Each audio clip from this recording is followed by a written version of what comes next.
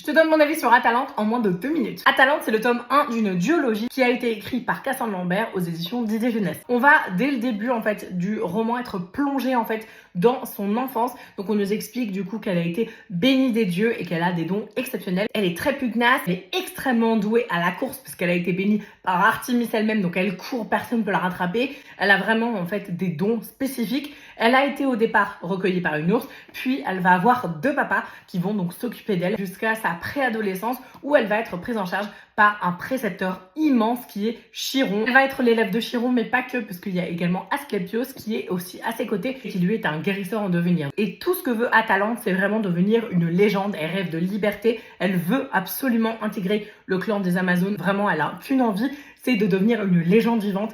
Ça va pas du tout se passer comme prévu, il va lui arriver plein de péripéties et elle va quitter également Chiron pour du coup aller ailleurs encore une fois, et là pour le coup un énorme secret sur elle va être révélé et donc elle va forcément essayer de jongler en fait avec ce secret qui du coup est imposé à elle et s'impose à elle dans sa vie, mais en même temps avec ses désirs personnels. C'est super intéressant, j'ai adoré ce livre vraiment. La plume de Cassandre Lambert, elle est assez rigolote parce qu'en fait c'est une plume jeunesse, c'est quand même du young adult, mais pas vraiment jeunesse, parce qu'en fait elle va avoir des expressions très travaillées, elle conjugue ça avec une plume jeunesse, donc ça fait un petit mix qui est assez intéressant, franchement très sympa à lire. Honnêtement j'ai bien aimé, si vous aimez la mythologie, vous allez tellement adorer. On se projette vraiment dans les sentiments et les sensations d'Atalante qu'on peut complètement comprendre honnêtement, et elle a un côté un peu sauvageonne, d'ailleurs c'est comme ça qu'elle est décrite plein de fois dans le livre, et l'épopée elle est hyper intéressante et j'ai qu'une hâte, c'est de lire le tome 2. Il est très sympa et je suis en train de regarder, mais je crois qu'il y a 300, ouais c'est ça, il y a 311 pages, donc ça se lit assez vite, c'est pas écrit tout petit, donc honnêtement vraiment la lecture